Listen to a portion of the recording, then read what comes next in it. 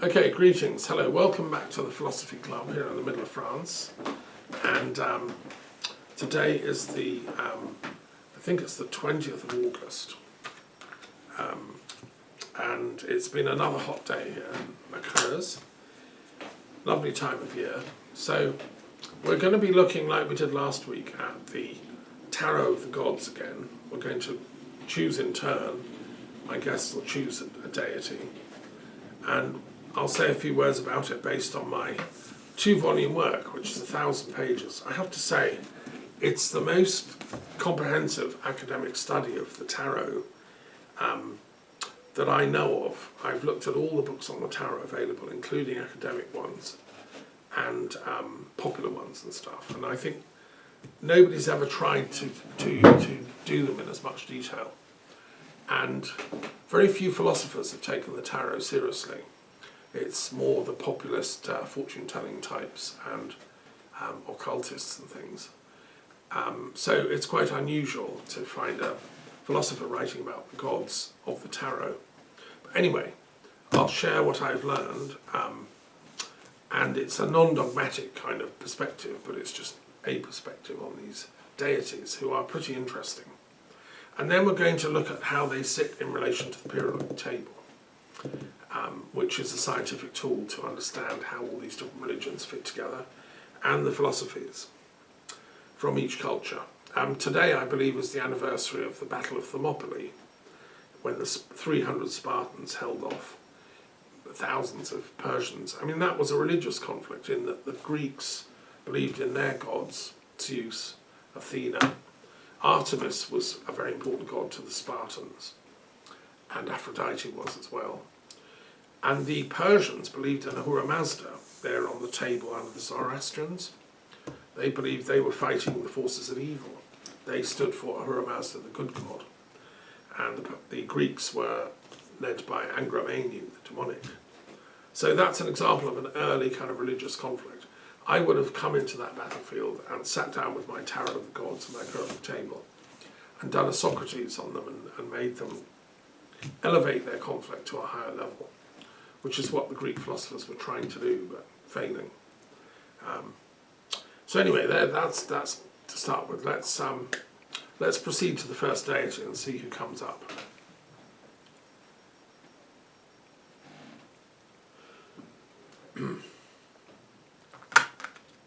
Okay, we have here,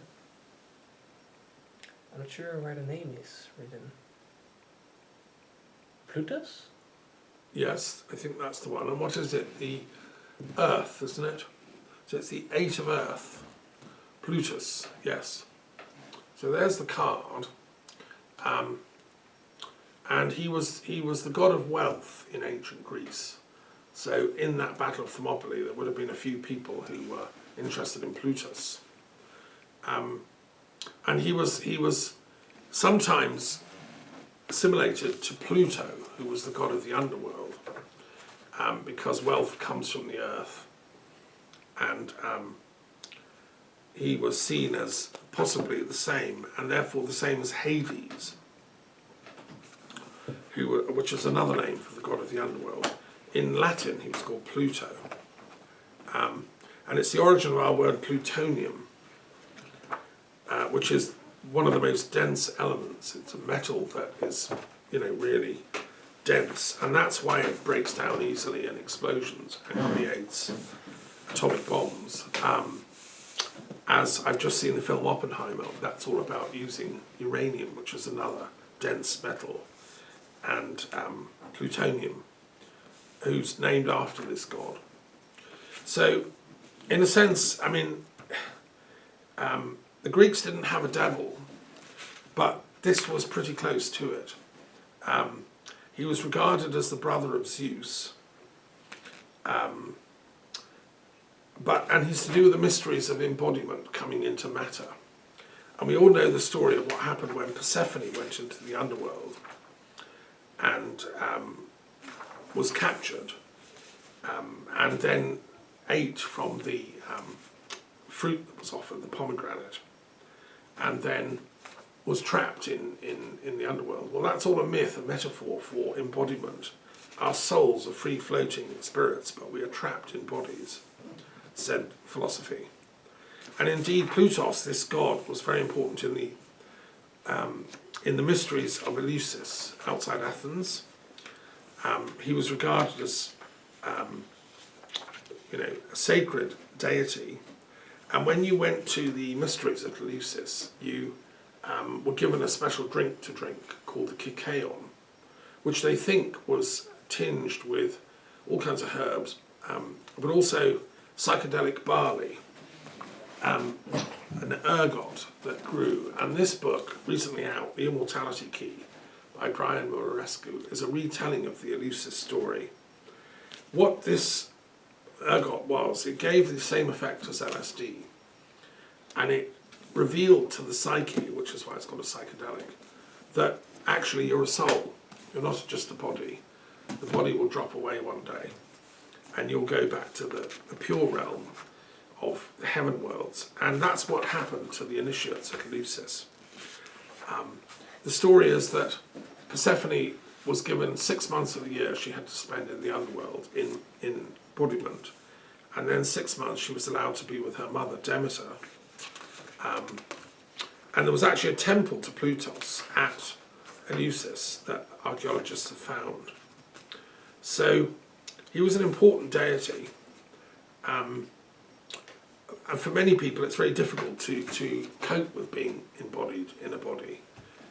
They maybe go over the top and become pure hedonists and just become cruel and vicious so they can accumulate huge wealth piles. Plutos is also the god of wealth in Greece because diamonds, gold, minerals, all are wealth from the earth. And if you're not careful, you become crazy for wealth.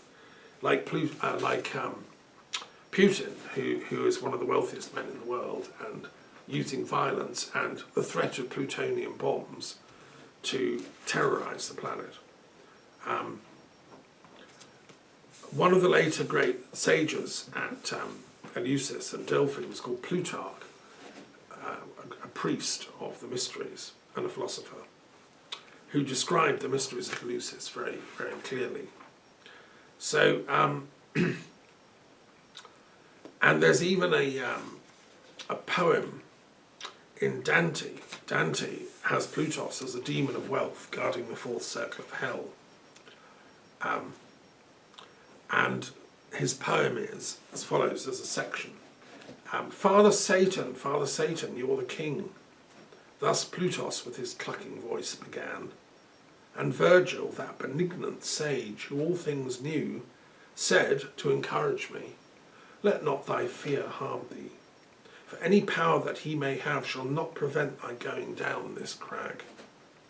Then he turned round unto that bloated lip and said, be silent, thou accursed wolf, consume within thyself thine own rage. Not causeless is this journey to the abyss. Thus it is willed on high, where Michael wrought vengeance upon all proud adultery. Even as the sails inflated by the wind involved together fall when snaps the mast, so fell the cruel monster Plutos to the earth. So that's Dante's take on Plutos in his guise as the god of wealth. But, you know, he had a positive thing, so I disagree slightly with Dante, who's very dualistic, you're either in heaven or hell. Some of the people he puts in hell, I'd have put the inverse. So, but he was living in a medieval sort of worldview. Another problem is he's given his name to plutocracy, which means rule by the wealthy. And Aristotle, a great philosopher from those days, said that democracy is a very fine thing, we love it, but it degenerates into plutocracy because the wealthiest citizens buy votes and control the voting, and it becomes a plutocracy. I think that's what we've got in the UK, supposedly a democracy, but the wealthy control the media, the political parties, the appointments, and in the last few cabinets of the Tory party, they've had more millionaires than ever before. So Britain has degenerated, as Aristotle would say, into a plutocracy. And Brexit, as we know, was a nightmare invented by these plutocrats. And the same with Trump's America. The extremely wealthy Republicans supported the Trump phenomenon because they all saw we can cash in and make a killing here. So we have to avoid plutocracies and go back to true democracies. So anyway, there's a lot we can learn from this card. And there's a lot here that I've explained in the text. One of the wittiest sages of ancient Hellenistic culture was called Lucian, a satirist, who wrote in Greek, was born when it was part of the Roman Empire, and he lived in southeast Turkey, and he wrote in Greek, but he was Syrian in fact, and he writes a little comedy called The Sorcerer's Apprentice, which some people have said is the first science fiction novel. It's about a young apprentice working with a sorcerer, and they conjure up, stuff they can't control with. And anyway, Plutos appears in his texts as well, and in several of the plays I think some of the comedies. Aristophanes, in fact, wrote a play called Plutos, played in 408, and it's still worth seeing and performing. It still is performed to this day. Okay, so where is this in the tarot? That's the tarot gods. Where's this on the periodic table? Would either of you like to say where you think it's located? Which religion would this be part of?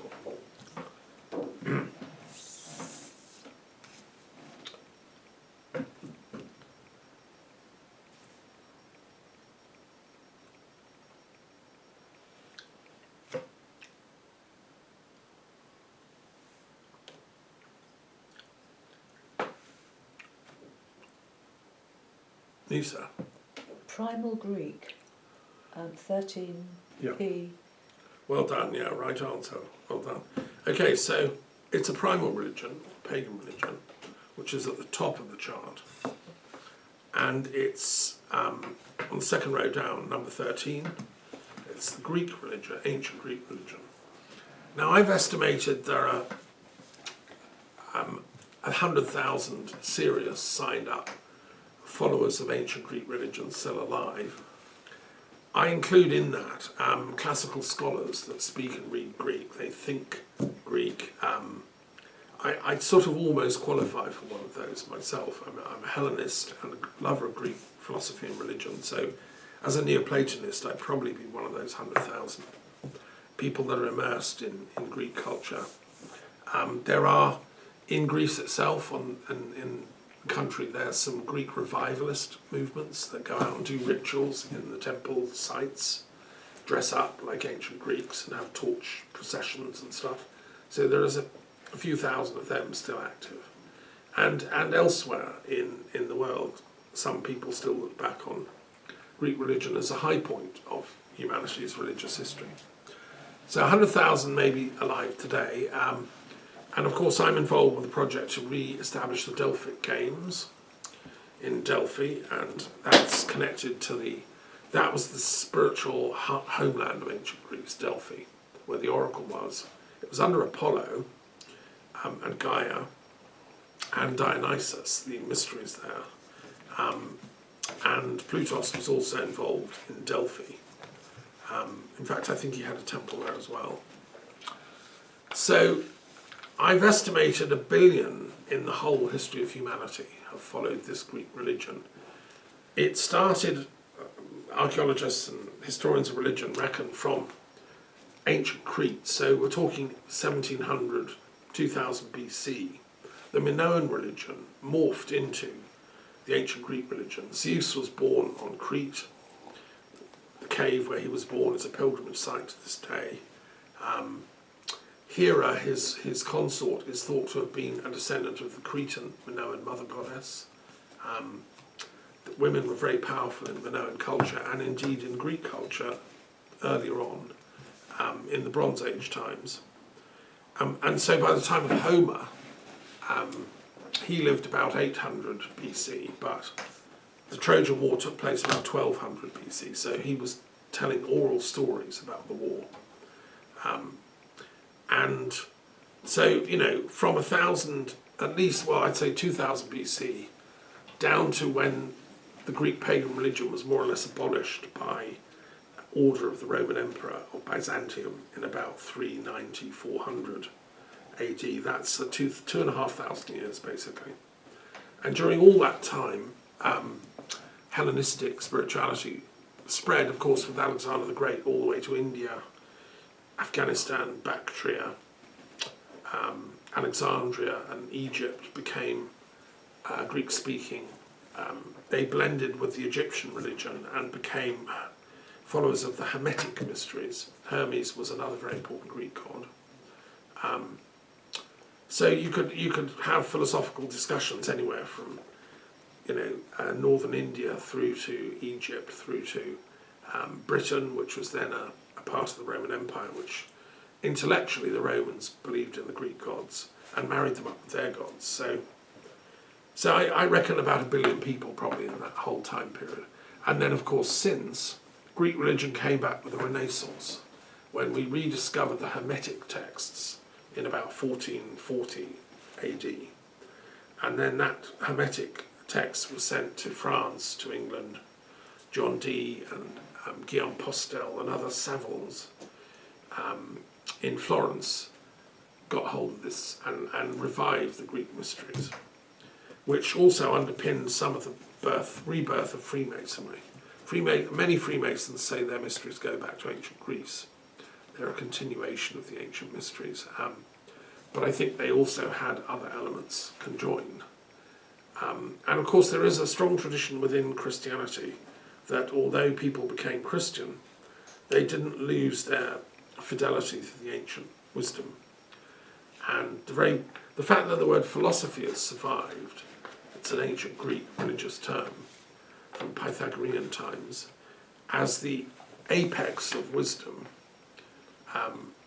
indicates that we still honour the ancient Greek wisdom. So I think that's where I would marry these two up. Plutus. So thank you very much for that. You're welcome. Yeah. Okay, Nisa, do you want to shuffle the cards up and choose the next deity? We'll see who you get.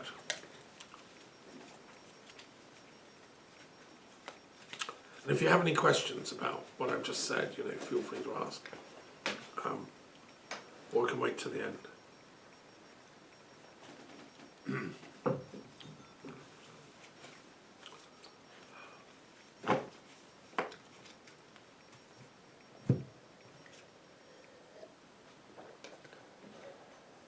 The Ten of Air, Krishna.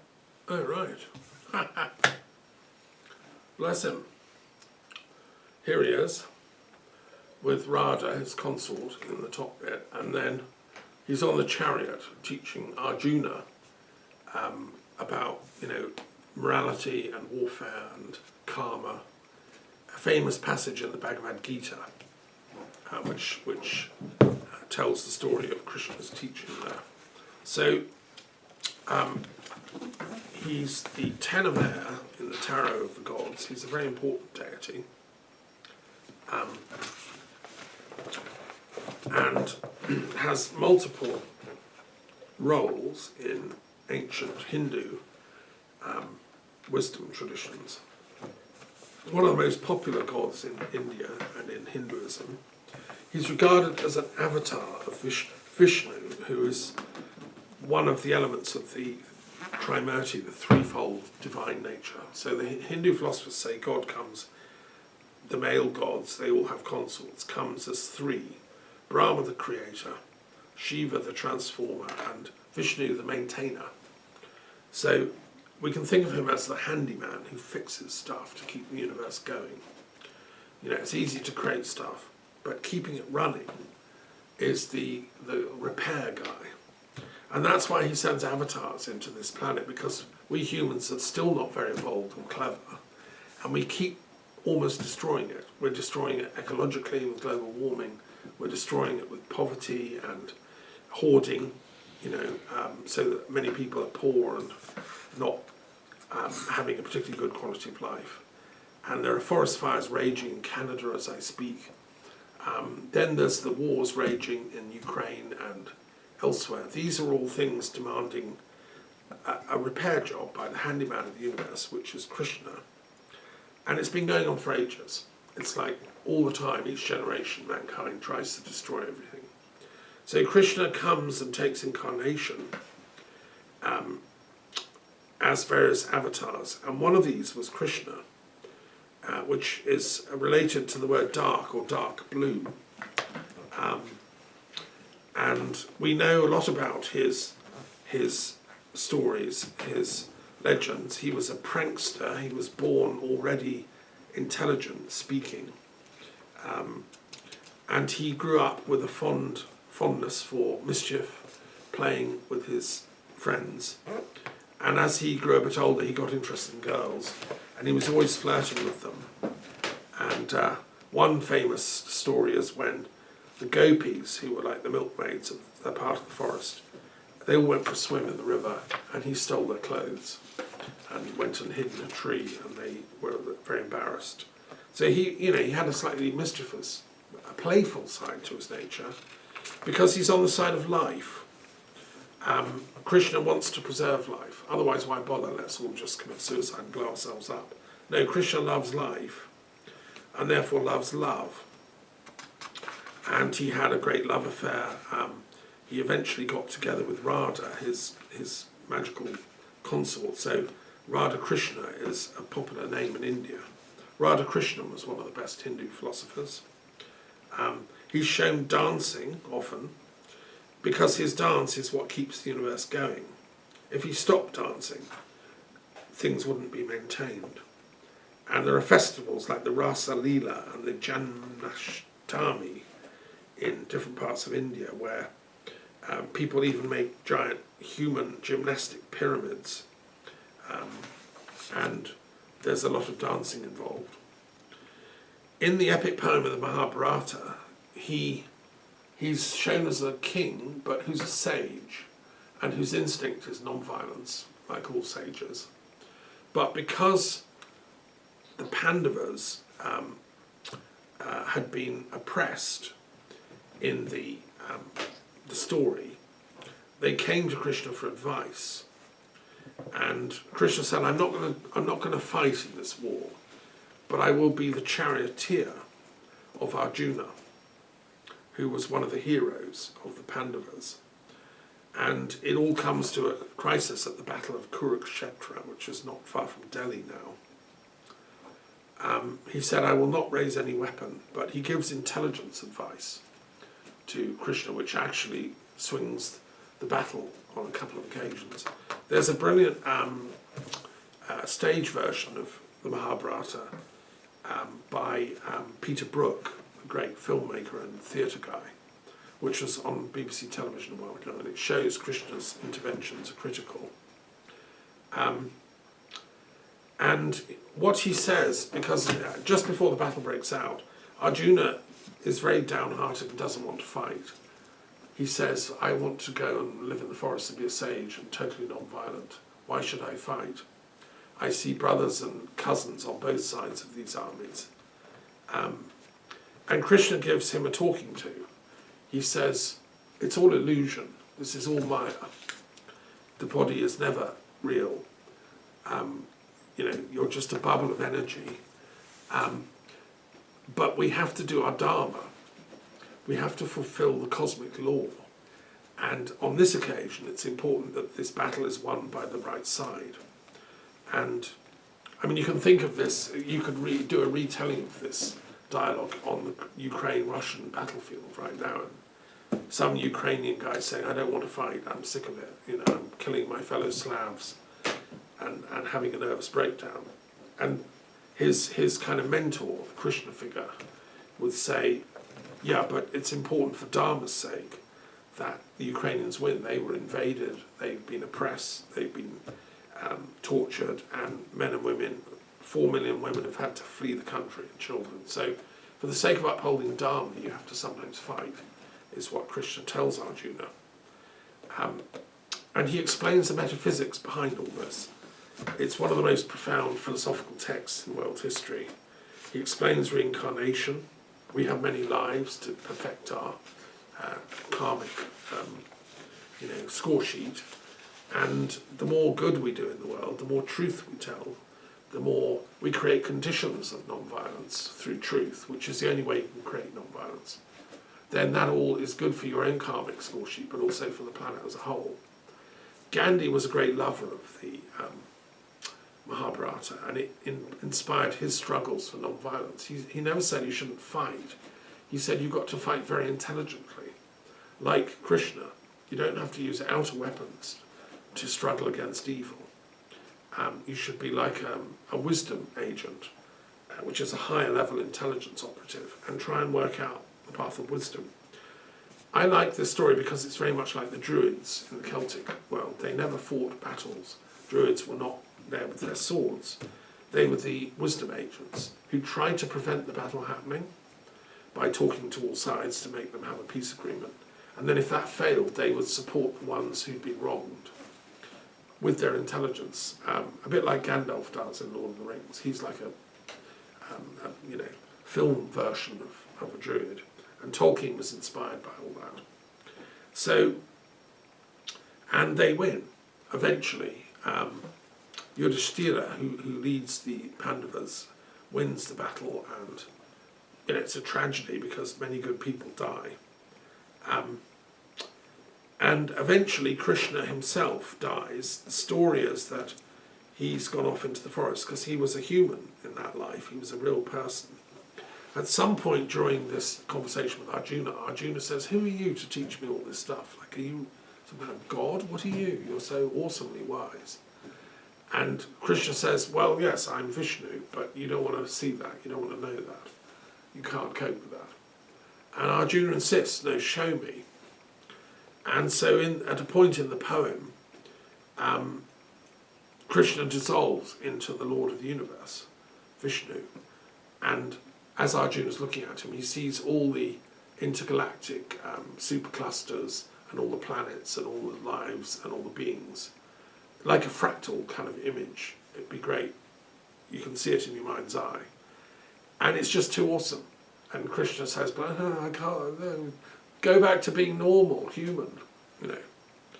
So with Krishna, it's the mystery of the fact that we are all the universe, but we're also just one human incarnation at any one time. But we are also the all, which is the paradox that Hegel talked about. How we can be the spirit, Geist, yet we're just one individual life. So anyway, Vaishnavism is the tradition that worships Vishnu, and one of their key deities is Krishna. He's also recognized and respected in Jainism. And I've been to India many times to meet with Jains. They agree that Krishna was a great teacher, and they have him in their sacred texts. So, and also in Buddhism, Krishna appears in the stories of Buddha's 4 lives, and there's some interesting details which I've given in my book here.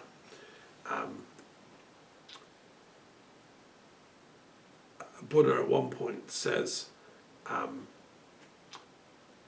that one of his great disciples, Sariputta, in a past life incarnated as Krishna to learn lessons on grief from the Buddha in his prior rebirth. Then Buddha declared the truths and identified the birth. At that time, Ananda was Rohineya, Sariputta was Krishna. The followers of the Buddhas were other persons, and I myself was Gatapandita. This is from a Jataka tale of Buddhism. Again, there's no way to prove this, is there? But it is a belief within Buddhism. And it fits with Buddhist teaching that even the gods can't reach enlightenment. They have to come and incarnate as a human, because the humans are at the mid-center of everything. And so to graduate from the class called life, even if you're a god, you've got to come in as a human. So maybe Krishna did. Who knows? Well, we know Krishna did, but maybe he came back as a Buddha disciple. It's a nice touch. And also in the Sikh religion, he's there, particularly in the Radha Swami movement. And in Thelema, which is a new religious movement associated with Aleister Crowley, which we mentioned last week when we were talking about another deity, he's also mentioned by Aleister Crowley in his Ecclesia Gnostica Catholica, which is a Gnostic mass he wrote, where he honours other sages from other religions, and one of them is Krishna, which is kind of generous and quite nice of him. And some people speculate Krishna and Christ are quite similar, so there's overlaps there. Right, okay, that's a summary of Krishna. Now, which religion are we going to look at here? Give me a number to look at first.